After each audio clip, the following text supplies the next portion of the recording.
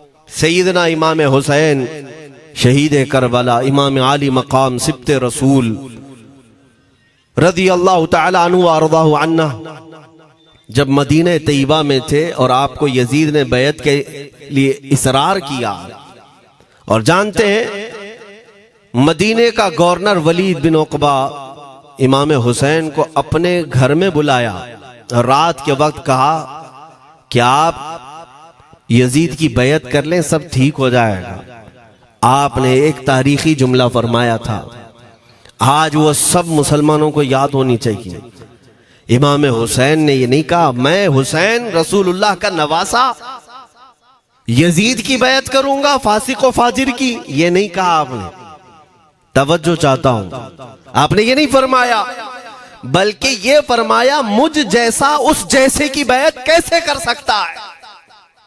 ये क़यामत तक आने वालों के लिए मैसेज है, हुसैन जैसा कभी भी यजीद जैसे की बैत नहीं कर सकता, और ना ही वैसों की ताकत को वो मान सकता है। और अल्हम्दुलिल्लाह हमारी माओ ने बचपन से हमें हुसैन को ही सुनाया है, यजीद को नहीं।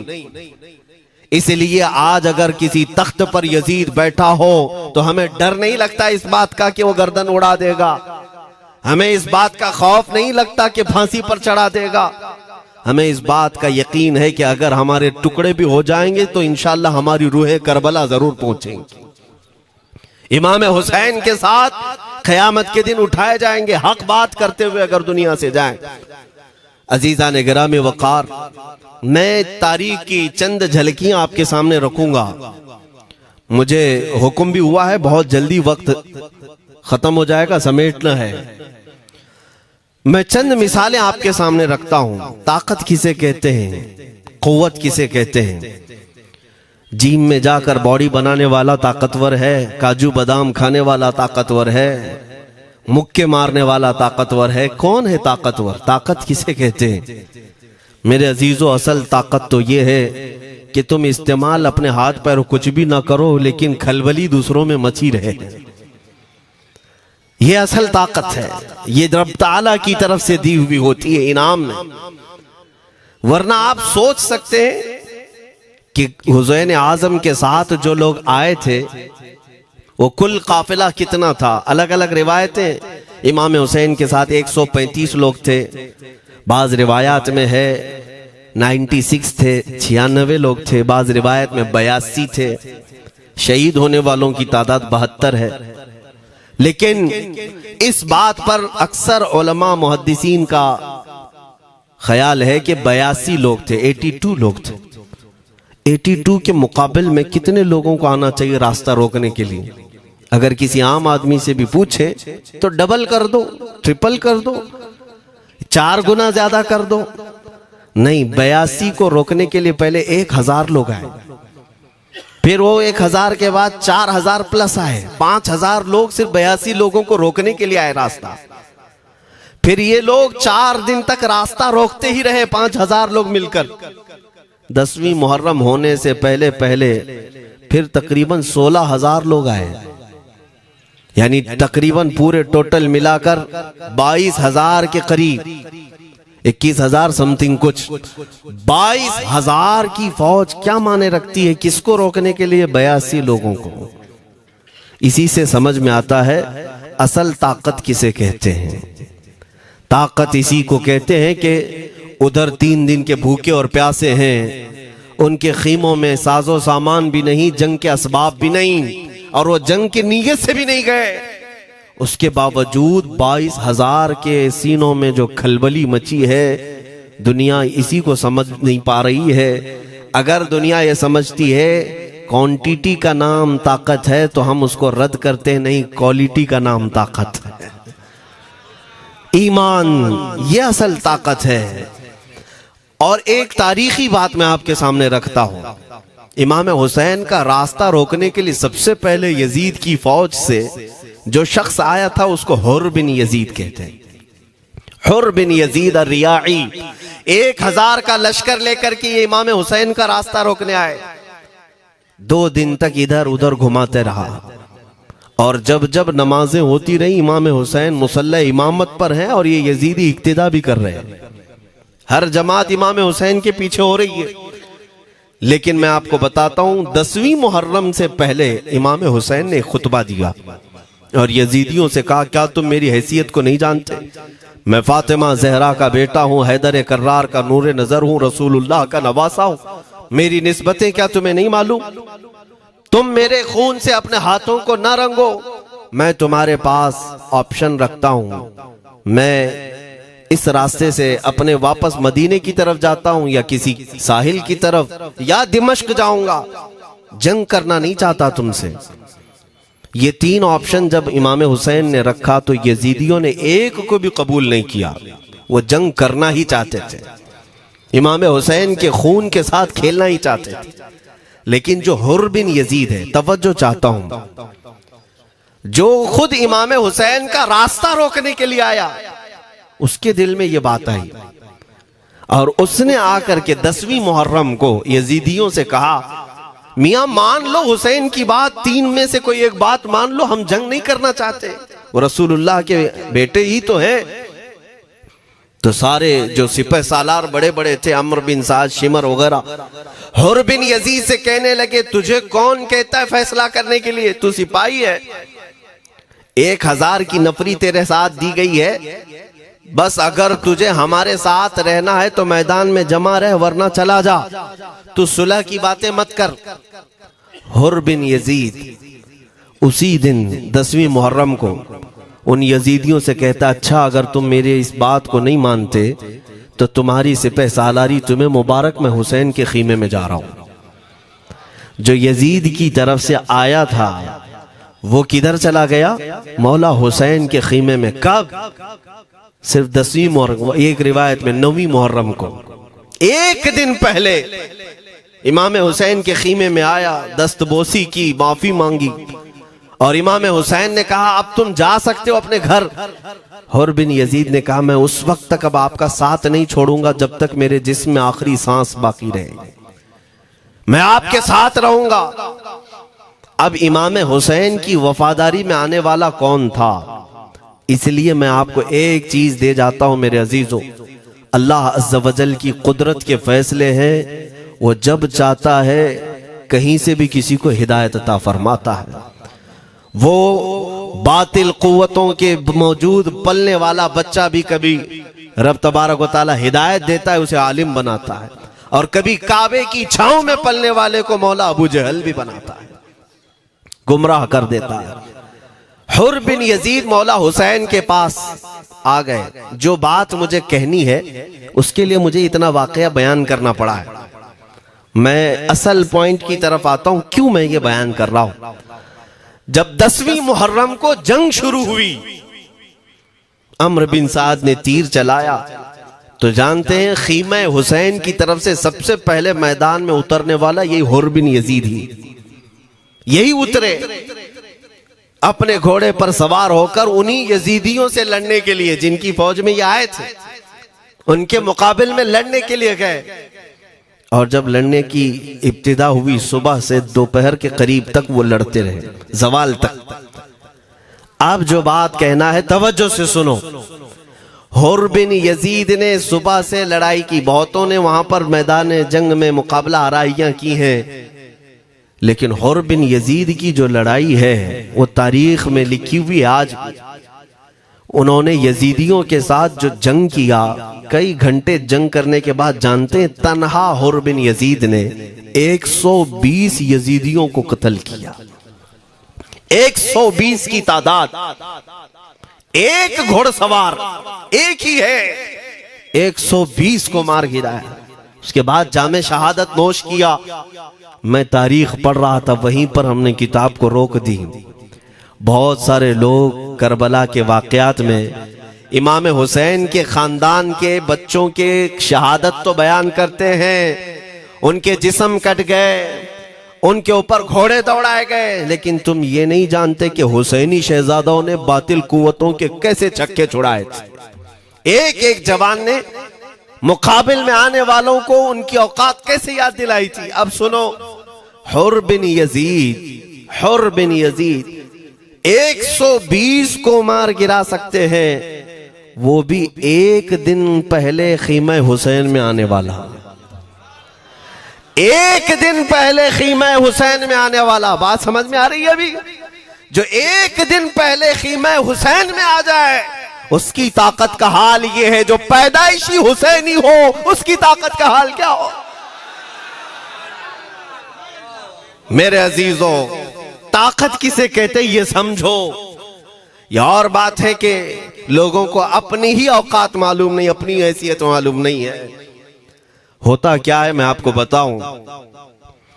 अल्लामा अब्दुल मुस्तफा आजमी साहब ने एक बड़ी प्यारी बात लिखी है। वो गुजरात के हालात बहुत अच्छी तरह से जानते थे। आपने एक बहुत अच्छी बात लिखी जो हमारे तमाम चीजों से या आज के जमाने में ये चीज मैच होती है। एक ताजिर तिजारत करने के लिए निकला, उसके पास कुछ कीमती हीरे थे, कीमती हीरे थे, और वो हीरों की तिजारत करता था और एक चोर उसके पीछे पड़ गया।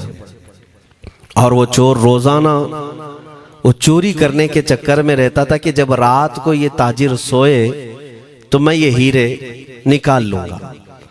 लेकिन 2-3 दिन जब जब वो ताजिर सोता था वो पूरे हीरे चेक करता था, कहीं नहीं मिलते थे। थक गया चोर। 3 दिन के बाद उस ताजिर को उसने पूछा, चोर ने कहा कि तुम हीरे रखते कहाँ हो? दिन भर तो तुम्हारे पास होते, रात में कहाँ जाते? तो उस ताजिर ने कहा, अकल का अगर तू इस्तेमाल करता तो तुझे बात समझ में आती। रोजाना मैं तेरे ही जुब्बे में रात को ये हीरे रखकर खुद सो जाता था। वो अपना नहीं तलाश करता, इसका तलाश करता। बिला तशबीह हो बिला तमसील। मेरे अजीजों, तुम्हारे पास जो ताकत है तुम्हें उसका अंदाजा नहीं।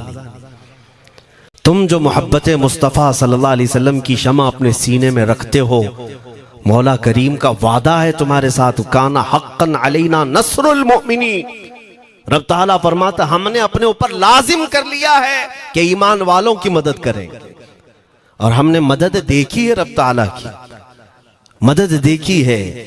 आज के इन हालात में मुझे बताओ, भौंकने वाले भौंक ही रहे हैं, बाकी तुम्हारा क्या बिगाड़ लिया, क्या तुम्हारा खराब किया? बस ये है कि तुम अपने अंदर खलबली मत मचाओ और ज्यादा खौफ और हिरास में मत जियो।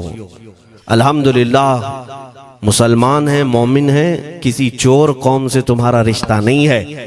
तुम दुनिया की उस अजीम कौम हो जो सिर्फ और सिर्फ अपने रब ताला के हुजूर झुकती है, और अपने रब तबारक व ताला के हुजूर ऐसे झुकती है। मैं चैलेंज के साथ कहता हूं, पूरी दुनिया में कोई कम्युनिटी, कोई कौम ऐसी नहीं है जो अपने खुदा को देखने के बाद ही झुकती है। जिसकी भी जाओ, उनके खुदाओं की तस्वीर वहां पर सामने होती तभी झुकते हैं। वो चाहे ईसाई हो, यहूदी हो, कोई भी हो, उन्होंने कोई ना कोई या मूर्ति बनाई है या तस्वीर बनाई है, तब वो झुकते हैं। तन्हा तुम ईमान वाले हो जो आज तक अपने खुदा को देखा नहीं लेकिन हर दिन सजदा करते हो, तुम्हारा ये ईमान है। और कुरान में शुरू में ही अल्लाह ताला ने जो तारीफ फरमाई सूरह बकरा में, युमिनून बिल गैब, अल्लाह फरमाता है ये वो लोग हैं जो गैब पर ईमान रखते हैं, देखा नहीं। और दुनिया में करोड़ों मस्जिदें होंगी, किसी मस्जिद में अल्लाह की तस्वीर है? किसी मस्जिद में? और या तुम्हें सलातो सलाम पढ़ने के लिए मेरे आका की तस्वीर देखने की जरूरत है? यही तो तुम्हारा ईमान है मेरे अजीजों।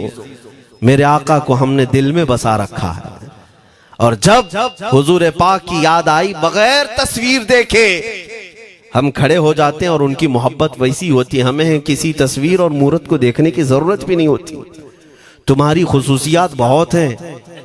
अल्लाह रब्बुल इज्जत ने तुम्हारी पेशानियों को महफूज रखा है, किसी अहरे गैरे के सामने झुकने नहीं दिया।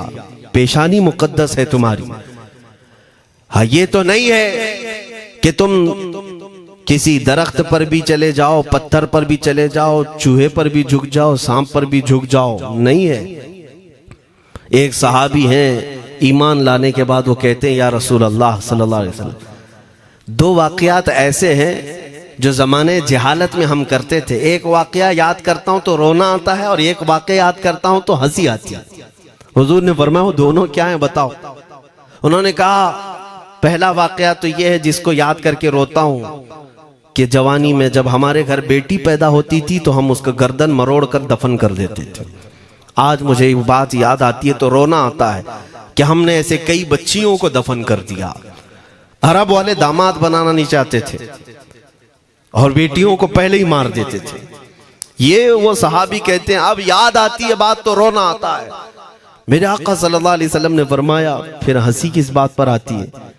कहते हैं जमाने जहालत में हमारे खुदा जो होते जिनकी हम इबादत करते थे तो जब सफर में जाना होता था तो आटा गूंद करके खुदा बना लेते थे, क्योंकि सफर में जाना है और हर जगह उनको साथ में रखना था खुदा को। वो साहब ही कहते हैं सफर के खुदा और होते थे, हवा का अलग, पानी का अलग, मिट्टी का अलग, सब लेकर के चलते थे।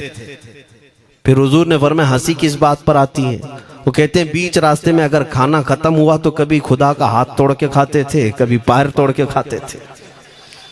अरे मेरे अजीजों 1400 साल बाद आज जब आप हंस रहे हैं उस सहाबी को तो इस बात पर हंसी आती होगी। मैं ये बात सिर्फ इसलिए अर्ज कर रहा हूं कि शुक्र मनाओ अल्लाह रब्बुल इज्जत का कि तुम्हें रब तबारक व तआला ने उस कौम में पैदा किया है जिसका माथा सिर्फ वहदहू ला शरीक की बारगाह में झुकती है। तुम ईमान वाले हो। और मैंने आयत यही तिलावत की खुतबे में, वला तहीनु वला तहज़नु व अंतुमुल अअलौना इन कुंतुम मुमिनीन। घबराओ मत, परेशान मत हो, तुम सबसे ज्यादा सरबुलंद रहोगे अगर तुम ईमान वाले हो। ये कुरान की आयत है। ईमान किसे कहते हैं? ईमान किसे कहते हैं? यानी अल्लाह ने फरमाया अगर तुम ईमान वाले हो तो सबसे ज्यादा कामयाब हो। अब हम पूछते हैं रसूल पाक से ईमान किसे कहते हैं? मेरे आका की जुबान से सुनो, ला युमिनु अहदुकुम हत्ता अकूना अहब्बा इलैहि मिन वालिदिही व वलदिही वन्नासी अजमईन। हजरत अनस से रिवायत है, हुजूर पाक सल्लल्लाहु अलैहि वसल्लम फरमाते हैं तुम में से उस वक्त तक कोई कामिल ईमान वाला नहीं हो सकता जब तक अपने वालिदैन, अपने बच्चे, अपने और सारे इंसानों से ज्यादा मैं उसके नजदीक महबूब ना बन जाऊं। हुजूर से कामिल मोहब्बत जब तक ना करोगे तब तक ईमान भी कामिल नहीं है।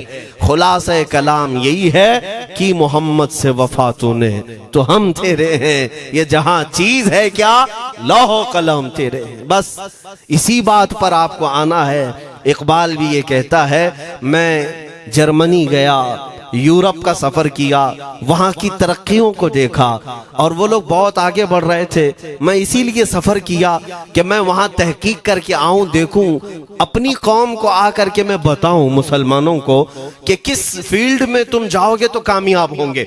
साइंस में, फिजिक्स में, ज्योग्राफी में, केमिस्ट्री में, मैथ्स में, कौन सी फील्ड में तुम जाओगे तो ज्यादा माहिर होगे। कई साल इकबाल ने वहां की खाक छानी, तहकीकात किया और वापस जब आया अपनी कौम की तरफ, अल्लामा इकबाल कहते हैं मैं सारी दुनिया वहां की यूरोप की छान करके आया, यही देखने गया था कि मेरी कौम किस मैदान में उतरे तो कामयाब होगी। तो लोगों ने पूछा क्या वो तुम्हें राज मिल गया? वो कहते हाँ मुझे राज मिल गया। लोगों ने पूछा किस मैदान में उतरे? तो इकबाल कहता है मैं तो राज को पहुंचा, अपनी कौम को बताता हूं तुम्हारी तरक्की का राज सिर्फ इतना ही है कि मोहम्मद से वफा तूने, कि मोहम्मद से वफा तूने तो हम तेरे हैं। ये जहां चीज है क्या लौह कलम तेरे हैं। सारी कामयाबी का असल राज मेरे आका से बेइंतहा मोहब्बत है। मैं दीनी शख्सियात की बात अपनी जगह पर, जो जिसको आप दुनियावी उलूम कहते हैं, लाओ मैथ्स का कोई बहुत बड़ा माहिर रियाजीदान या कोई साइंटिस्ट आपको ऐसा लगता हो, लाओ मेरे आला हज़रत इमाम अहमद रजा फाजिल बरेलवी के सामने। जानते हैं आप उस आला हजरत फाजिल बरेलवी ने 55 उलूम पर अपनी तहकीकात लिख दी हैं। बाकी जानते कितने थे वो अल्लाह ही बेहतर जाने। एक बात मैं आपको बता रहा हूं, मैथ्स में, मैथमेटिक्स में उनके पास ऐसी ऐसी इजादात थी। एक किताब आला हजरत ने लिखी है ज्योमेट्री पर, आज के बच्चे जो कॉलेज पढ़ते हैं वो जानते होंगे। ज्योमेट्री की भी कई उसमें अक़साम लिखी गई हैं, और आला हजरत ने एक किताब लिखी है कश्फुल इल्ला अन सिमतिल क़िबला, क़िबला पहचानने का इल्म। तुम तो आज वो कंपास लेकर के पहचानते हो ना, अब तो मोबाइल में आ गया, मोबाइल को घुमाओ, इधर दिखा रहा उधर, उधर दिखा रहा उधर क़िबला। मेरे अजीजों, इस्लाम मशीनों से नहीं चलता है। इसका सेल चला गया तो क्या तुम्हारा इस्लाम चला जाएगा? इसकी बैटरी चली गई तो क्या तुम्हारा दीन चला जाएगा? नहीं, इस्लाम मुकम्मल कवायद और ज़वाबित के साथ है। सारी मशीनें खत्म भी हो जाएं, इस्लाम ने तुम्हें कायदे बनाकर दिखाए हैं, प्रैक्टिकल। ये क़िबला पहचानने का इल्म होता है। शहर का तूलुल बलद अर्जुल बलद देखना होता है, बहुत सारी उसमें चीजें, उसकी सतह समंदर से ऊंचाई कितनी है, फिर सितारों को देखा जाता है, फिर पहचाना जाता है क़िबला, उसको हिसाब में लगाया जाता है। आला हजरत ने ये जो किताब लिखी पूरे 1400 साल में, आला हजरत की ये किताब जिसमें 10 कायदे खुद उन्होंने इजाद किए, उनसे पहले किसी ने नहीं लिखी, खुद उन्होंने इजाद किए। और उसके बाद आला हजरत ने चैलेंज के साथ कहा कि मैंने, फकीर ने ये 10 कायदे इजाद किए हैं, इस पर कोई अमल करके क़िबला पहचानना चाहे तो उस पर अमल करके खड़ा हो जाए। अगर हिजाबात हटा दिए जाएं तो काबा उसकी नाक के सामने होगा। आला हजरत ने लिखा है काबा ऐन उसकी नाक के सामने होगा। परफेक्ट कायदे उन्होंने लिखे। ये कायदे कहां से आए? हिसाब, मैथमेटिक्स। जो अलीगढ़ के प्रोफेसर अपने फंसे हुए मसाइल हल करने के लिए आला हजरत के पास आए, वाकयात आपने सुने होंगे। अब मैं आपसे कहता हूं, एक बहुत बड़े प्रोफेसर साहब अलीगढ़ के, वो लंदन या ऑक्सफोर्ड जा रहे थे या जर्मनी जा रहे थे कुछ मैथ्स के फंडे हल करने के लिए। आला हजरत के खलीफा ने उन्हें मशवरा दिया कि चले मौलाना अहमद रजा साहब बरेली में रहते हैं, उनसे बात कर लेंगे। पहले तो उन्होंने मजाक उड़ाया, मौलवी लोगों का काम है, प्रोफेसर जिसमें फंसा हुआ है। उन्होंने कहा लंदन और जर्मनी जाने में जितना खर्चा आता है उससे कम ही बरेली को लगता है, एक बार ट्राई कर लीजिए। वो आए आला हजरत के यहाँ, वो मौलाना सैयद सुलेमान साहब के कहने पर जब आला हजरत के पास आए, असर का वक्त था, अजान हो चुकी थी, आप मस्जिद की तरफ जा रहे थे। प्रोफेसर साहब से मुलाकात हुई। आला हजरत ने पूछा कैसे आना हुआ? उन्होंने कहा एक बहुत पेचीदा मसले में फंस गया हूं, मैथ्स का, रियाजी का, हिसाब का हल नहीं होता, इसके लिए मैं बाहर का सफर कर रहा था। आपके शागिर्द मौलाना सुलेमान साहब ने कहा कि आपसे मिलने। आला हजरत ने कहा दिखाएं क्या मसला है? उन्होंने कहा इतने शॉर्ट टाइम में यह हल नहीं होगा, नमाज के लिए आप जा रहे हैं। आला हजरत ने फरमाया फिर भी दिखाओ। आला हजरत को उन्होंने वैसे ही खड़े दिखाया। देखते ही आला हजरत ने उंगलियां रखी और कहा इसका यहां से, इसका यहां से, फलां का यहां से, इस तरह आप लगा करके देख ले, मैं असर की नमाज से फारिग होकर आता। वो प्रोफेसर साहब कहते हैं उन्होंने चुटकियों में यूं हल किया, मैं जब बैठ करके उस मसले को लगाया तो तुरंत 2 मिनट में वो मसला हल हो गया। अब जिसके लिए मैं ये वाकया अर्ज कर रहा हूं सुनो। वो हैरत में आंखें फटी फटी रह गई उस प्रोफेसर साहब की। उधर नमाज होने के बाद आए आला हजरत, तो वो अश करने लगे। कहा मौलाना साहब मैं पहली मर्तबा देख रहा हूं कि मदरसे का कोई मौलवी मैथ्स के इतने टफ फंडे को हल कर लेता हो। मौलाना ये तो बताएं ये रियाजी और ये मैथ्स के मसले आपने किससे सीखे? कौन है आपको? किस कॉलेज में, किस यूनिवर्सिटी से आपने सनद हासिल की है? यही मुझे कहना है मेरे से। अब आला हजरत का जवाब सुनो। कहते हैं जनाब मैंने अपने वालिद से सिर्फ प्लस माइनस और मल्टीपल के मसले सीखे, जमा, नफी और ज़रब हमारे वालिद साहब ने बस इतना ही सिखाया। और उस वक्त बचपन में मुझे मंतिक, फलसफा, ये सब किताबें पढ़ने का शौक था। मैं हिसाब के, ज्योमेट्री के ये किताबें लेकर बैठा। मेरे वालिद आए, देखा, पूछा अहमद रजा क्या पढ़ रहे हो? मैंने दिखाया ये मंतिक है, फलसफा है या हिसाब की किताबें हैं।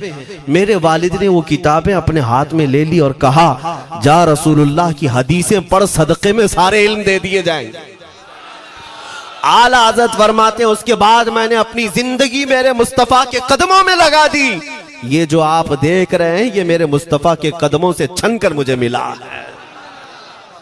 बस बात समझ जाओ, ताकत इसी को कहते हैं। नबी पाक सल्लल्लाहु ताला अलैहि वसल्लम से बेइंतहा मोहब्बत करने वाला वो दुनिया के किसी मैदान में भी तन्हा नहीं होता, तन्हा नहीं होता। अजीजा ने गिरामी वक़ार, मैं इस बात की तरफ आपको ले जाता हूँ। एक सहाबी हजरत सलमा बिन अकवा रदियल्लाहु ताला, इनको राजिलु रसूलिल्लाह कहा जाता है। हुजूर सल्लल्लाहु अलैहि वसल्लम के ऐसे सिपाही जितने गज़वात में गए, जितनी जंगों में गए, कभी घोड़े पर नहीं बैठे, पैदल। और वह ऐसा पैदल चलते थे कि कोई घोड़ा भी उनके साथ नहीं पकड़ पाता उनको जब वो भागते थे। घोड़ा भी अपनी तेज रफ्तारी के बावजूद उन्हें नहीं पकड़ पाता। उनको वो लक़ब मिला था राजिलु रसूलिल्लाह, चल करके सफर करने वाला रसूलुल्लाह का सिपाही। एक बार ऐसा हुआ, एक बनु कार्रा का शख्स जिसका नाम अब्दुर्रहमान है, ये मुनाफिक था, खबीस था। इसने तकरीबन 400 लोगों को जमा किया, अपने हम मिजाज लोगों को, और मदीने पर रात के वक्त एक बगीचे पर हमला किया, पूरे बगीचे को आग लगा दिया। और उसके बाद फिर जो खजूरें थी वहां से सब लूट लिया, लूट करके अपने घोड़ों पर रख लिया और निकल पड़ा। उस वक्त सिवाय हजरत सलमा बिन अकवा के कोई नहीं था। उधर 400 लोग लूट मार कर रहे हैं और खजूरें जमा कर रहे हैं, और ये तन्हा साहबी। इस साहबी का हाल ये है, घोड़ा भी नहीं होता था कभी नहीं। अब इनको जलाल आया कि मेरे मुस्तफ़ा के शहर की एक खजूर भी मैं बाहर जाने नहीं दूंगा जो चोरी करके जा रहा है।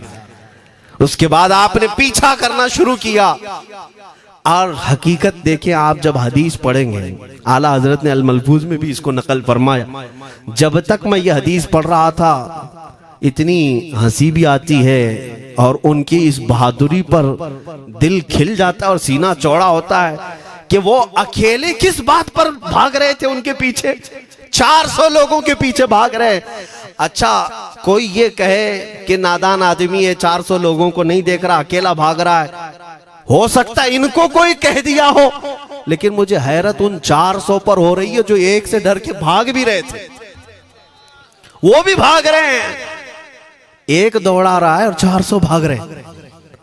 वह अब्दुर्रहमान कार्रा का रहने वाला कारी भागा जा रहा है और सबसे कह रहा है, सलमा बिन अकवा से अपनी अपनी जान बचा लो। इसीलिए मैं कहता हूं ये बुज़दिल कौमें हैं, मेरे मुस्तफ़ा के गुलामों का मुकाबला करने की सकत नहीं रखती, जिसके सीने में इश्क़ मुस्तफ़ा हो। 400 भागते रहे और ये भगाते रहे बहुत दूर तक। जब हज़रत सलमा बिन अकवा भागते थे तो घोड़े भी पीछे पड़ जाते, और आप जैसे जैसे कोई घोड़सवार आता उसकी टांग पकड़कर खींचते और उसकी गर्दन पर पैर रखते, फिर आगे निकल पड़ते थे। न जाने कितनों को उन्होंने तन्हा अपने हाथों से गिराया, कोई मुकाबला करने को तैयार नहीं। गिराते भी हैं और उनकी गिरी हुई खजूरें जमा भी करते हैं कि मुझे मदीने वापस ले जाना है। उस सहाबी को मैं पढ़ता हूं, अजीजा ने गिरामी खजूरें जमा करते रहे और उन्हें भगाते रहे। आखिर में वो 10-10 की टुकड़ियों में बदल गए। वो अब्दुर्रहमान कार्रा का रहने वाला कहने लगा, एक साथ मत भागो, ये अकेले सबको भगा रहा है, 10 इधर जाओ, 10 उधर जाओ, 10 उधर जाओ। जालिमों, पलट कर मेरे मुस्तफ़ा के गुलाम का मुकाबला करके देखते हैं, लेकिन किसी से नहीं हुआ। वो पहाड़ की चोटियों में चले गए। हज़रत सलमा बिन अकवा पहाड़ पे भी चढ़ने लग गए।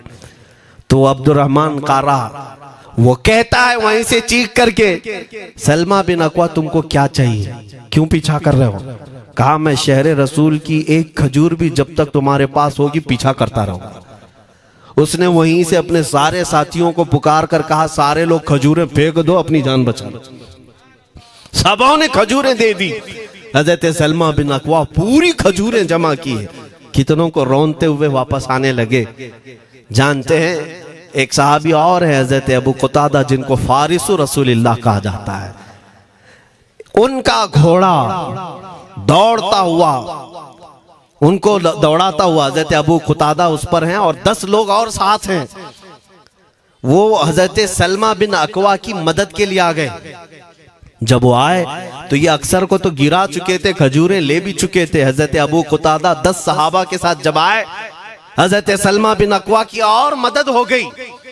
अब ये मदीने आने लगे तो तवज्जो चाहता हूं। हजरत सलमा बिन अकवा ने पूछा, मैं तो अकेला दौड़ा रहा था, कोई मुझे न देखा था, न ये वाकई की किसी को खबर थी, तुम यहां तक कैसे आए? तुमको किसने भेजा मेरी मदद के लिए? मुसलमानों याद रखो, मेरे मुस्तफा की वफादारी में जब कोई निकलता है तो कहां से मदद आती है अंदाजा भी नहीं होता। हजरत सलमा बिन अकवा ने उनसे पूछा, अबू कुतादा से, तुम आए कैसे? हजरत अबू कुतादा ने जो जवाब दिया वो और ताज्जुब का था। कहा, हमने नहीं देखा, हमको मालूम भी नहीं तुम किसके साथ गए हो, हमें ये वाकया भी नहीं मालूम, लेकिन हम अपने खीमे में बैठे थे, हमारा ये घोड़ा दौड़ता हुआ है, ये घोड़ा दौड़ता हुआ आया और दोनों पैर बार बार उठा करके हिनहिनाने लगा। मेरा घोड़ा ऐसा कभी करता नहीं, वो जिहाद में जाने वाला घोड़ा है, फरमाबरदार है। अबू कुतादा ने उसको सहलाया, लेकिन फिर भी वो खामोश नहीं हुआ। हजरत अबू कुतादा कहते, मैं पहचान लिया, वो अपनी पीठ पर मुझे सवार करना चाहता है। मैं इसकी पीठ पर बैठ गया। मेरे साथी भी ताज्जुब में थे, इतनी वक्त गुजर जाने के बाद घोड़े को न भूख लगी है न प्यास लगी है, ये कहां ले जा रहा है? अबू कुतादा कहते, ये घोड़ा है जो तुझ तक हम सबको ले आया है। हजरत सलमा बिन अकवा ने कहा, हाँ मुझे याद है, जब मैं उन 400 को दौड़ा रहा था तो तुम्हारा घोड़ा मुझे देख रहा था। पता ये चला दुनिया का हर जानवर भी मेरे मुस्तफा का वफादार है। अगर तुम नबी पाक सल्लल्लाहु अलैहि वसल्लम की इज्जत व हुर्मत के लिए उठते हो तो चूंटियां अपने सुराख में तुम्हारे लिए दुआ में मशगूल हो जाती हैं, मछलियां पानी में तुम्हारे लिए दुआएं करती हैं।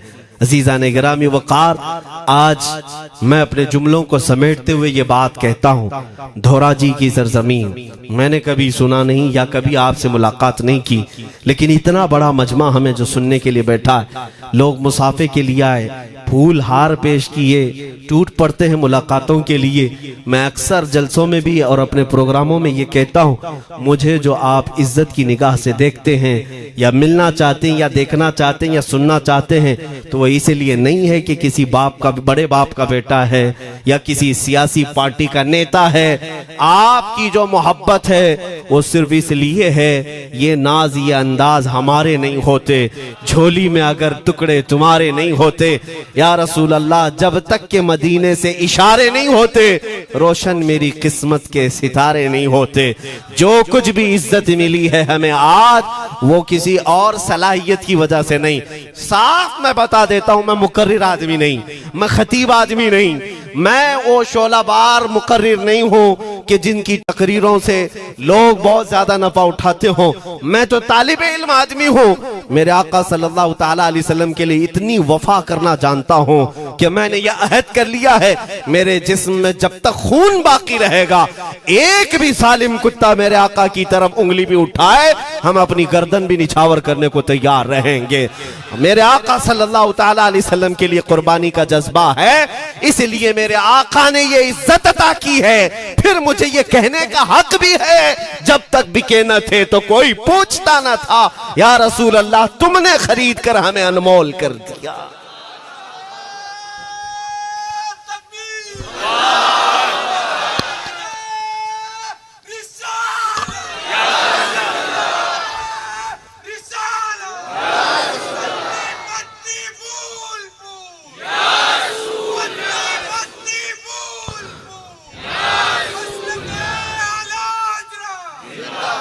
मेरे अजीजों, इस बात पर आज तुम्हारा इत्तिहाद होना है, आज तुम्हारा इत्तिहाद होना है। मैंने काफी इलाकों के दौरे की और देख लिए, लोग जो कहते हैं हम बिखरे हुए हैं, बटे हुए हैं, टुकड़ों में हैं, लेकिन मैंने सबको देखा, यकीनन फिरकों में भी बटे हैं, सिलसिलों में भी। हालांकि सिलसिलों में इख्तिलाफ होना नहीं चाहिए, जो सलासिल हक्का हैं वो सब मदीने तैयबा की नहरें हैं, इख्तिलाफात नहीं, लेकिन उसके बावजूद बटे हुए लोग हैं। एक दूसरे से मुसाफा नहीं करना चाहते, एक दूसरे के पीछे नमाजें नहीं पढ़ना चाहते, जो खाली सुन्नी होकर भी, ईमान वाले होकर के भी। मैं बहुतों से ये शिकायतें सुना कि हम में बहुत सारे इख्तिलाफात हैं, लेकिन इसका हल तकरीरें हैं, तहरीरें हैं, लोगों को समझाना है, इस्लाह करना है, सब करके देख लिया। लेकिन एक बात मैंने खुद प्रैक्टिकल देख लिया कि 1000 टुकड़ों में क्यों न बटे हों, लेकिन मेरे मुस्तफ़ा का नाम आ जाए तो हर कोई मुत्तहिद नजर आता है। ये हमने देख लिया है, ये हमने देख लिया है। किसी भी पीर से बैत क्यों ना हो, मैं दूसरों की बात नहीं करता, लेकिन मैंने पूरे हिंदुस्तान के कोने कोने में देखा है जाकर के, किसी भी सुन्नी सहीहुल अकीदा पीर से बैत क्यों ना हो, अगरचे उसके आपस के झगड़े हों, लेकिन हमने एक मजमे में मुझे सुनने वालों को, ऐसे इख्तिलाफ वालों को भी देखा, दोनों सुन रहे हैं, लेकिन जब हमने पूछा मेरे मुस्तफ़ा करीम की इज्जत पर बात आए तो तुम में से कौन खड़ा हो सकता है, हर इख्तिलाफ रखने वाला भी ये कहता है, या रसूल अल्लाह, ये जिस्म भी तुम्हारा, ये जान भी तुम्हारी, करूं तेरे नाम पे जान फिदा, न बस एक जान दो जहां फिदा, दो जहां से भी नहीं जी भरा, करूं क्या करोड़ों जहां नहीं। ये हर एक का नारा है।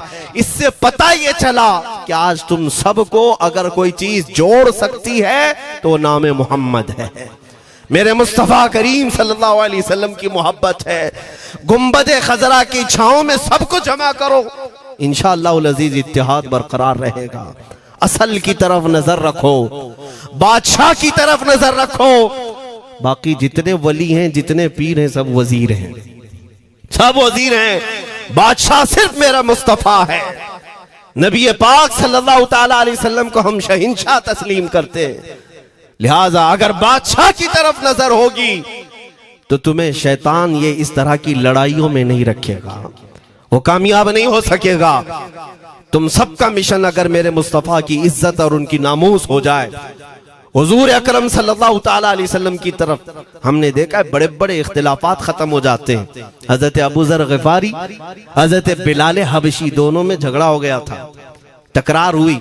हजरत अबू ज़र ग़िफ़ारी ने सिर्फ हजरत बिलाल को गुस्से में आकर कहा, काली औरत के बेटे, या इब्न उम्मी सौदा।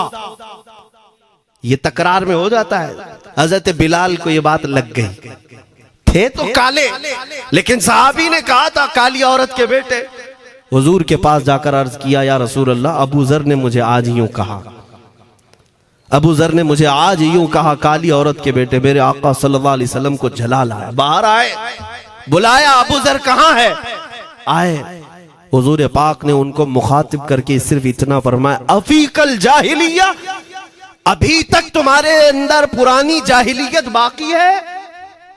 3 बार पूछा और उसके बाद मेरे आका चले गए, कुछ नहीं फरमाया। पुराने जमाने की काफिरों की जाहिलियत अभी बाकी है, जो माँ के नाम से लोगों को गालियां देते या पुकारते थे। हजरत अबू ज़र ग़िफ़ारी को इतनी बात लग गई कि मेरे आका मुझसे रूठ गए, मेरे आका के दिल पर यह बात लग गई। तो उन्होंने ये नहीं किया कि देखा जाएगा बाद में क्या होगा, नहीं, सीधे मस्जिद नबवी में हजरत बिलाल को ढूंढने के लिए आए। कहाँ है? हजरत बिलाल मिल गए तो उनका हाथ पकड़ करके लाए। अबू ज़र ग़िफ़ारी जमीन पर लेट गए, सो गए। कहा है बिलाल, मुझे माफ कर दे, मैंने तुझे सख्त जुमला कहा, मुझे माफ कर दे। हजरत बिलाल ने कहा, ठीक है, मैंने माफ कर दिया, हो गई बात। लेकिन हजरत अबू ज़र ग़िफ़ारी ने कहा, नहीं, मेरा दिल इस पर सुकून नहीं मानेगा। एक काम करो ए बिलाल, तुम अपना ये पैर मेरे चेहरे पर रगड़ो, ये तुम्हारा तलवा जिसको मैंने काला कहा था, उसी तलवे से मेरे चेहरे पर तुम रगड़ो, ताकि मुझे मेरी हैसियत पता चल जाए। हजरत बिलाल क्या उनकी बात पर अपना पांव उनके चेहरे पर रगड़ देते? दोनों हाथों से उनको जमीन पर उठाया और सीने से सीना लगाया। कहा है अबू ज़र, कैसी बात करते हो? जिस आका के तुम गुलाम हो, उसी आका का मैं भी गुलाम। मैंने ये तारीख में पढ़ा है, अगर सख्तियों को कोई चीज जोड़ सकती है तो मेरे आका की मोहब्बत है और मुस्तफा करीम की मोहब्बत है। तुम्हारे सीने चौड़ा कर देगी, तुम्हारा दिल कुशादा कर देगी, तुम अपनों को एक्सेप्ट करने लग जाओगे अपने नबी की निस्बत पर। हाँ, एक बात याद रखें, मैं ये सिर्फ मेरे आका की निस्बत वालों के लिए कह रहा हूं, बाकी हमारा अकीदा तो ये है, नबी से हो जो बेगाना उसे दिल से जुदा कर दे, पिदर मादर बिरादर जानो माल उन पर फिदा कर दे। हम उसको मानते ही नहीं, चाहे बापों की माँ हो जो मेरे नबी को नहीं जानता, जो मेरे आका की अजमत को नहीं पहचानता, मैं उनके बारे में नहीं कहता।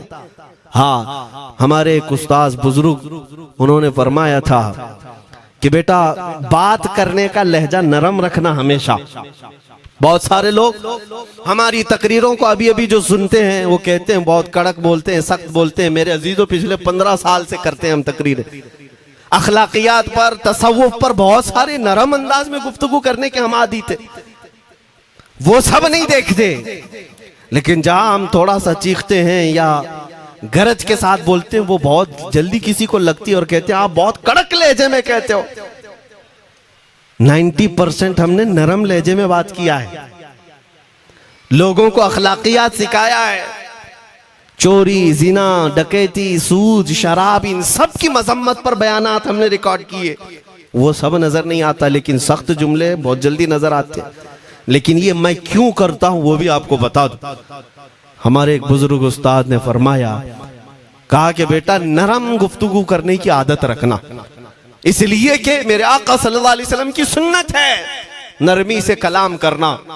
लेकिन एक बात याद रखना, जिंदगी भर नरमी से बात करो, लेकिन मुस्तफा करीम सल्लल्लाहु अलैहि वसल्लम की एहानत या दुश्मनी किसी में देखो तो फिर न तुम्हारी जुबान मीठी होनी चाहिए, न दिल नरम होना चाहिए, न दिमाग ठंडा होना चाहिए। हाँ, ये ईमान का तकाजा है।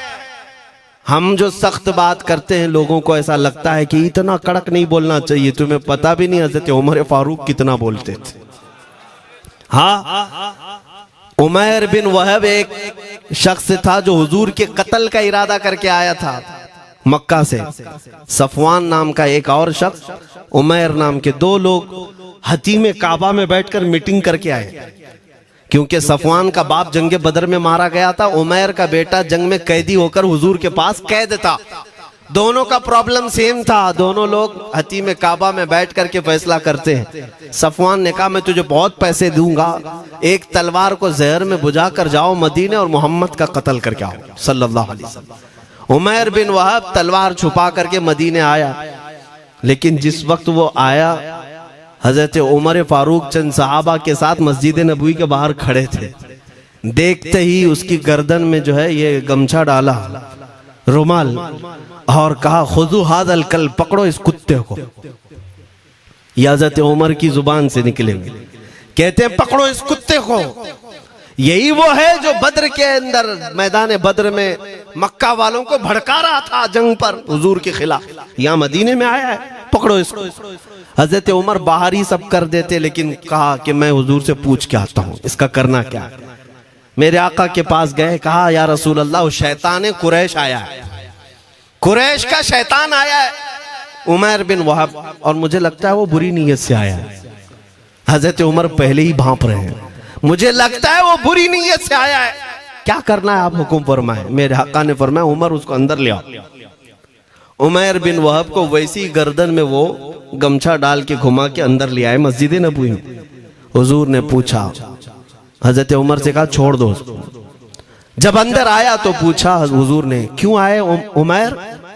अब वो झूठ बोलने लगा, कहा मेरा बेटा आपके पास कैदी है, खैर खैरियत पूछने के लिए आए और क्या है। मेरे आका ने फरमाया सच सच बताओ क्यों आए हो।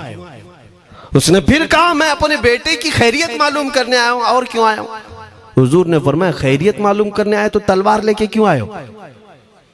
उसने तलवार दिखाने के लिए फेंक दिया, कहा इस तलवार का क्या होना है। तलवार तो हमारे पास बद्र में भी थी, लेकिन फतह आप ही के साथ थी। बड़ी बड़ी बातें करने लगा। मेरे आका को जलाल आया और कहा उमैर वो बात क्यों नहीं बोलते जो तुम सफवान के साथ काबा के हतीम में बैठकर करके आए हो। मदीने में बैठा रसूल खाने काबा में होने वाली गुफ्तगू को सुन रहा है। दूर और नजदीक के सुनने वाले वो काने लाले करामत पे लाखों सलाम। ये हदीस मौजूद है, सही हदीस है। इसी हदीस के तर्जुमानी करते हुए हम तो ये अकीदा रख ही सकते हैं ना, हम यहाँ से पुकारें वो वहां से सुने, मुस्तफा की समाअत पे। हाँ, ये अकीदा बरेली वाले का जो है वो अपने पेट का अकीदा नहीं, ये सहाबा का अकीदा है। मेरे अजीजों, जब मेरे आका ने फरमाया वो बात बताओ जो हतीम काबा में करके आए हो, अब थर थर थर कांपने लग गया। इससे इस रसूल से क्या छुपाएं जो हतीम काबा में तन्हाई में होने वाली मीटिंग को भी जानता हो। कहा अब मैं क्या बताऊं जब आपको सब मालूम है। अब मैं जो कहना चाहता हूं वो ये है, अशहदु अन्नका मुहम्मदन रसूलुल्लाह, मैं गवाही देता हूं कि आप मोहम्मद अल्लाह के रसूल हैं सल्लल्लाहु अलैहि वसल्लम। ईमान ले आए। अब सुनिए मेरे अजीजों, ईमान लाने के बाद हुजूर पाक सल्लल्लाहु अलैहि वसल्लम ने तलकीन फरमाई कि अब इस्लाम पर कायम रहो, ईमान पर बरकरार रहो। कत्ल करने के लिए आया, मेरे मुस्तफ़ा का गुलाम बन गया। अब उसके बाद हजरत उमर क्या कहते हैं, हजरत उमर जो गमछा गले में डाल के अंदर लाए थे, अब गले में हाथ डालकर बाहर ले जाते हैं। और बाहर जो साथी खड़े थे उन सबको मुखातिब करके कहते हैं, लोगों सुनो। हजरत उमर के अल्फाज सुने, कहते हैं थोड़ी देर पहले ये जो शख्स तुम देख रहे हो, मुझे खिंजीर इससे अच्छा लगता था। अल्लाह, ये लफ्ज भी है, वल्लाही इन्नी लअहब्बु खिंजीरन मिन हाज़ा। कहते हैं कि इससे बेहतर मैं खिंजीर को समझता था क्योंकि ये दुश्मन रसूल था। लेकिन अब सुनो ऐ लोगों, अब मेरे सगे बेटे से ज्यादा मुझको ये अजीज है, इसलिए कि मेरे आका का गुलाम। यही ईमान है, यही ईमान है। अजीजान गिरामी, खुलासा कलाम मेरी बात का यही है, मोहम्मद की मोहब्बत दीन हक की शर्त अव्वल है। इसी में हो अगर खामी तो सब कुछ नामुकम्मल है। इकबाल ने क्या खूब कहा था, अगर पहचानना हो तो मेरे अजीज़ों पहचानो। तुम मेरे आका सल्लल्लाहु अलैहि वसल्लम के कदमों तक अगर पहुंच गए तो यही दीन है। बमुस्तफ़ा बरसा खैश के दी हमाउस, गर्ब उन रसीदी तमाम बुल हबीस। अपने आप को हुजूर तक पहुंचा दो, इसी का नाम दीन है। और अगर वहां तक नहीं पहुंच सके, जिंदगी पूरी अबू लहब की तरह है। हो ना ये फूल तो बुलबुल का तरन्नुम भी ना हो, चमने दहर में कलियों का तबस्सुम भी ना हो ना ये साकी तो मैं भी ना हो, खुम भी ना हो, बस में तौहीद दुनिया में ना हो, तुम भी ना हो। या रसूल अल्लाह, खीमा अफलाक का इस्तादा उसी नाम से है, नबज़ हस्ती तपश आमादा उसी नाम से है। दश्त में दामने कोहसार में मैदान में है, बहर में मौज की आगोश में तूफान में है, चीन के शहर मराकश के बयाबान में है, और पोशीदा हर मुसलमान के ईमान में है। वो मेरे आका की जात ही है, हर जगह है, और उसी की तरफ हमें सबको मुतवज्जे होने की आज जरूरत है। ताकत किसका नाम है, मैंने शुरू इसी बात से किया था, इसी पर खत्म करता हूं। ताकत और कुव्वत सिर्फ बॉडी बनाने को नहीं कहते, ताकत और कुव्वत सिर्फ और सिर्फ काजू बादाम खाने को नहीं कहते। ताकत और कुव्वत उसके अंदर है जो देखने को अगरचे कमजोर लगता हो, लेकिन दुश्मनों के सीने उसकी याद से ही आज भी खलबली मच जाती हो। हमने देखा है 100 साल पहले की बात, आला हज़रत इमाम अहले सुन्नत फाजिल बरेलवी इमाम अहमद रजा खां, नाम तो हर बच्चा जानता है आज, और अपनों से ज्यादा गैर भी जानते हैं और थरथराते भी हैं। लेकिन क्या कभी तुमने आला हजरत की सीरत में यह पढ़ा कि उनका जिस्म कैसा था? उनका जिस्म कैसा था? बहुत लहीम शहीम, चौड़े सीने वाले, बड़े बाल वाले, ऊंचे चेहरे वाले? नहीं मेरे अजीजों, तारीख में आप पढ़ोगे आला हजरत कसरत से लिखने की वजह से, कसरत से इबादत की वजह से, जिस्मानी एतबार से बड़े दुबले पतले थे, बड़े दुबले पतले थे। लोग देखने वालों ने यह कहा है, जिस्मानी साख्त ऐसी नहीं थी कि कोई पहलवान नजर आता हो, दुबले पतले थे, नहीफ थे, देखने में कमजोर लगते थे। लेकिन मजाल है जब वो आशिक रसूल का कलम चलता था, कलम चलता था, और वो भी यूं पुकार कर कहता था, ये रजा के नेज़े की मार है, कि आदू के सीने में गार है, किसे चारा जोई का वार है, कि ये वार वार से पार है। और फिर उन काफिरों को कहा था उस इमाम अहले सुन्नत ने, किल के रजा है खंजरे खूंखार बरकबार। ये कोई दावा नहीं कर सकता आज। किल्क किसको कहते हैं समझा भी देता हूं मैं आपको। किल के रजा, आला हज़रत अपने कलम को कह रहे हैं, किल्क मतलब कलम, रजा का कलम कैसा है? खंजरे खून खार बरकबार, यानी खून पीने वाला खंजर और चमक पैदा करने वाली जो बिजली होती है। आला हज़रत बड़े नरम दिल भी थे, रहम दिल भी थे। अपनों को जब नवाजते थे तो बेहिसाब नवाजते थे। आजिजी ऐसी कि बच्चों से भी माफी मांगते, आजिजी ऐसी। और अपने पीर खाने पर जाने की बात आए तो चप्पलें कितनी दूर छोड़ जाए। गुरूर और घमंड की बात नहीं, लेकिन जब मेरे मुस्तफा के दुश्मनों से मुकाबले की बात आती तो यूं कहते, तुम क्या समझते हो किल के रजा है खंजरे खूंखार बरकबार, आदा से कह दो खैर मनाए न शर करे। ये बात ईमान के तकाजे की है। मैं आज हर आलिम से मिंबर पर बैठे हुए और हर मोमिन से यही कहना चाहता हूं, जो मेरे मुस्तफा की इज्जत की बात आए सर चढ़कर बोलना सीख जाओ। मेरे आका ने फरमाया है, जालिम और जाबिर बादशाह के सामने हक बात का ऐलान करना सबसे अफजल जिहाद है। और ये तो कर ही सकते हो। उन पाखंडियों को लफ्ज़े जिहाद से भी डर लगता है और लफ्ज़े जिहाद पर ही बड़ा प्रोपेगेंडा करते हैं। मुझे इस बात का कोई खौफ नहीं। हाँ, लोग ये कहते हैं मौलाना जिहाद के लफ्ज पर थोड़ा साइड होकर के बात कर लेते हैं। तुम बुज़दिल क्यों बने जा रहे हो? लफ्ज़े जिहाद एक पाकीज़ा लफ्ज है, मुकद्दस लफ्ज है। इस लफ्ज को अगर निकाल दिया तो मेरे आका की आधी सीरत खत्म हो जाएगी। कैसे बताओगे नबी पाक की सीरत? बदर को क्या कहोगे? तकरार हुई थी। खंदक, ओहद, तबूक, खैबर, ताइफ, ये सब को क्या कहोगे? तकरार हुई थी। जिहाद लफ्ज है, सेल्फ डिफेंस का नाम है। इतना हक तो हर एक को है मेरे अजीजों। लेकिन ये तो आज मैं ये बात भी नहीं कर रहा हूं तुमको तलवार उठाओ, बंदूक उठाओ, गोली मारो, बंदूक से लो, ये सब बातें तो हम करते भी नहीं, हमें जरूरत भी नहीं। लेकिन हमें पता है हमारे अल्फाज ही काफी हैं। मेरे आका सल्लल्लाहु ताला अलैहि वसल्लम की मोहब्बत जिसके सीने में हो, मेरे आका ने जब ये फरमाया है कि हक बात का ऐलान करना सबसे अफजल जिहाद है, तो इस पर तो हर कोई आज अमल कर सकता है। हक बात कहो, मिंबरों से कहो, और ट्रस्टियों से भी कहता हूं उलमा को कहने की आजादी भी दो कि वो बुज़दिल न बनाए, खौफ न रख रजा जरा, तू तो है अब्दे मुस्तफा। एक बात समझ करके चले, हम मुल्क के खिलाफ, कानून के खिलाफ नहीं बोलना चाहते। मुल्क हमारा भी है, देश हमारा भी है, और यहाँ के कवानीन जिस पर हम अमल कर रहे हैं, खुशी से अमल कर रहे हैं। लेकिन इन जालिमों ने क्या बना दिया है, इनके नजदीक देश पूरा मोदी है। हाँ, इन साहब के बारे में मत बोलो, वो देश है। कल को अगर नहीं रहे तो देश चला जाएगा। मेरे अजीजों, किसी व्यक्ति, किसी शख्स की गलत पॉलिसियों पर तनकीद करने का नाम देश के खिलाफ बोलना नहीं है। हम अपने देश से मोहब्बत ऐसी करते हैं, ऐसी करते हैं। आज भी आजादी का दिन है ना, आजादी का दिन है। ये लगे हाथों ये बात कह करके गुजरता हूं।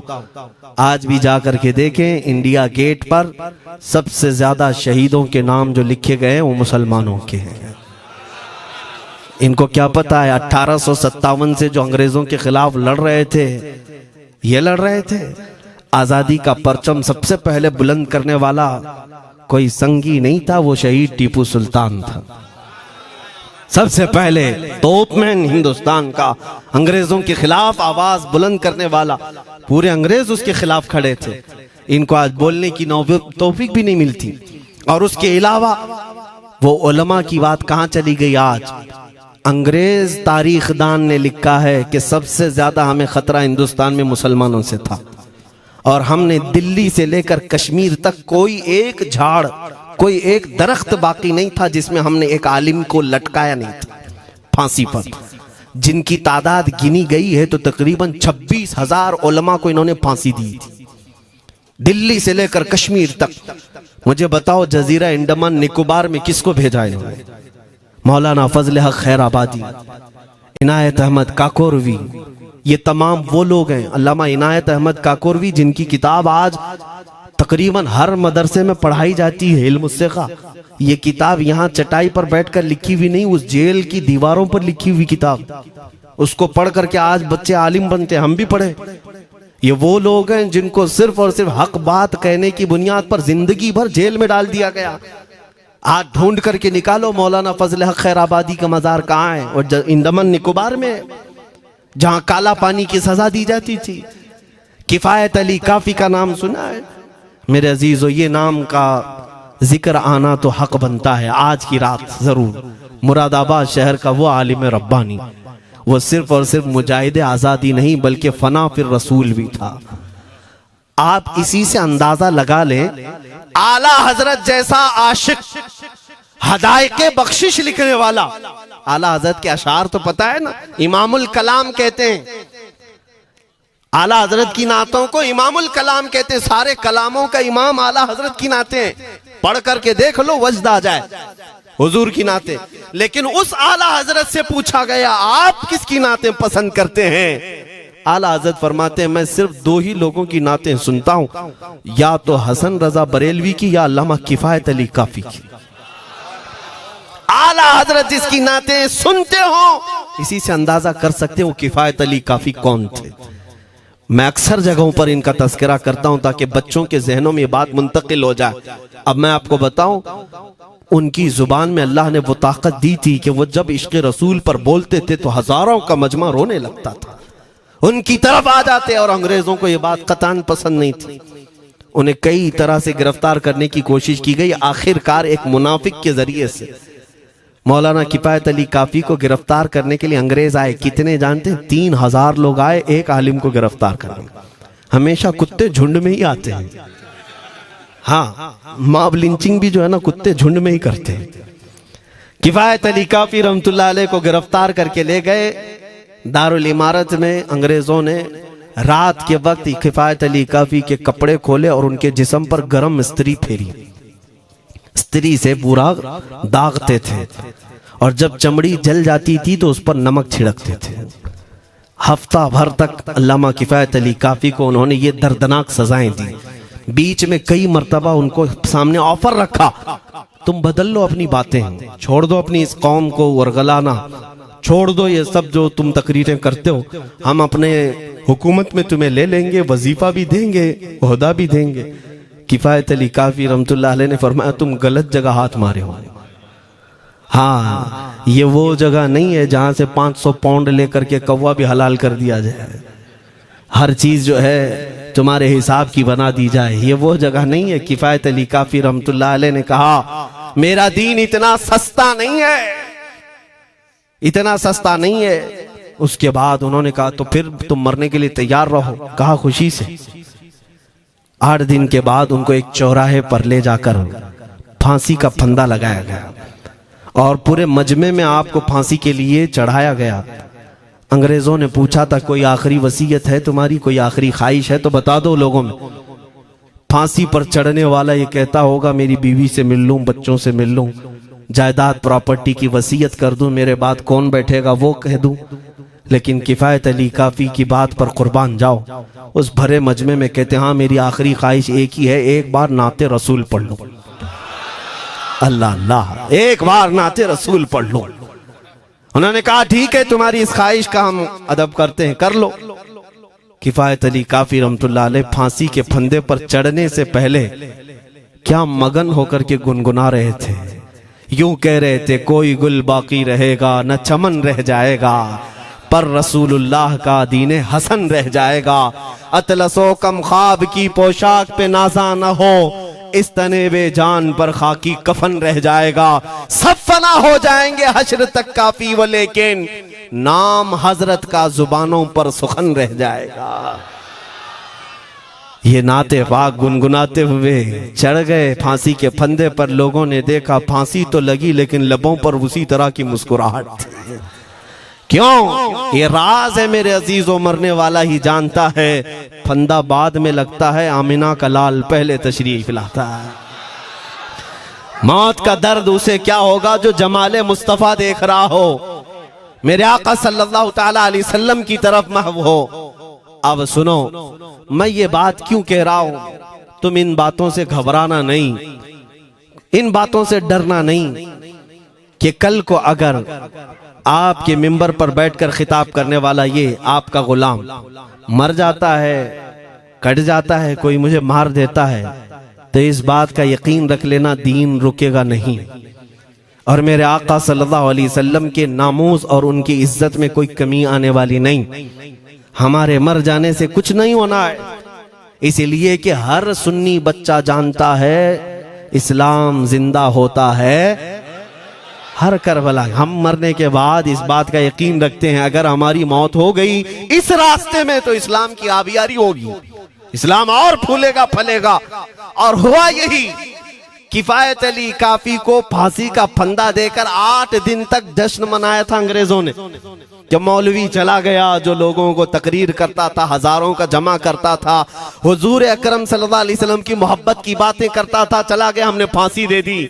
लेकिन इन जालिमों को मालूम नहीं मेरे खुदा का कानून क्या है, कुदरत खुदाबंदी का कानून क्या है। मुरादाबाद शहर में ये किफायत अली काफी को 1857 के पहले फांसी दे रहे हैं और उसी साल मुरादाबाद के करीब बरेली शहर में अल्लाह ताला अहमद रजा पैदा कर रहा है। तुम एक आशिक को फांसी दिए, हुजूर पाक के चाहने वाले को तुमने फांसी देकर ये समझा कि आप खत्म हो गया इश्क की बातें करने वाला। लेकिन कुर्बान जाओ मोहब्बत मुस्तफा पर, मेरा रब ऐसे इन मक्कारों के मकर को फेरता है कि फौरन अल्लाह ताला ने ऐसा आशिक पैदा किया कि फिर बरेली की तरफ से उठने वाली आवाज एक शहर में, एक बस्ती में नहीं, दुनिया के कोने कोने में पहुंच गई। आज 100 साल हो गए उस मर्दे कलंदर इमाम अहले सुन्नत को दुनिया से गए हुए, लेकिन हर मस्जिद की मिंबर और मेहराब आवाज देती है मुस्तफा जाने रहमत पे लाखों सला, शमे बज़ में हिदायत पे लाखों सला। और फिर हमारे बच्चे भी ये आज कह जाते हैं, डाल दी कल्ब में अज़मत मुस्तफा, सय्यदी आला हजरत पे लाखों सला। ये निजाम है मेरे मौला का, एक चिराग तुम बुझाओगे मौला 100 चिराग रोशन फरमाएगा। हाँ इंशाअल्लाह अज़ीज़ इस बात पर हम सबको जमा होना है। अल्लाह करीम हमें हमारी खोई हुई ताकत व कुव्वत अता फरमाए। आप रब तबारक व तआला की बारगाह में ये दुआ करें कि ऐ रब्बे जुल जलाल, जब तक जिंदगी बाकी है मौला मुझे तेरे नबी के वफादारों में शुमार फरमा। इसलिए मैं जब भी हुजूर की बारगाह में अरीजा पेश करता हूँ तो ये जरूर कहता हूँ, आका बद हैं तो आपके, भले हैं तो आपके, टुकड़ों पे यही के पले हैं, रुख किधर करें, तुझसे जो मुंह छुपाएं तो करें किसके सामने। या रसूल अल्लाह, क्या किसी और से तवक्को नजर की है? हमारा मानना तो ये है, मैंने देखा भी है अपने बच्चों को, और हम कहते हैं मेरे आका की बारगाह में, आका गुनहगार तो हो गए लेकिन आपके गद्दार नहीं है, गद्दार नहीं है। जब तक गद्दार नहीं होंगे मेरे आका की तरफ से तुम्हारे लिए हमेशा इस्तकबालिया खुला रहेगा। आओ मेरे अजीजों, इस बात पर मैं गुफ्तगू को खत्म करता हूँ। आज के इस उर्स मुबारका में, और आज आजादी की ये रात है, हम बारगाह मुस्तफा में अरीजा पेश करते हैं, या रसूल अल्लाह, आपको इस वतन से बूए वफा आई थी, मेरे आका इस वतन की तरफ नजरे करम फरमा दे। क़यामत तक आने वाली हमारी नस्लों में मेरे आका सिर्फ आपके आशिक ही पैदा हो, कोई गद्दार ना पैदा हो। हमारी दुआ यही है मेरे आका, मैं मुजरिम हूँ आका, मुझे साथ ले लो कि रस्ते में हैं जा बजा थाने वाले, चमक तुझसे पाते हैं सब पाने वाले, मेरा दिल भी चमका दे चमकाने वाले। व आखिरु दावाना अनिल हम्दुलिल्लाहि रब्बिल आलमीन।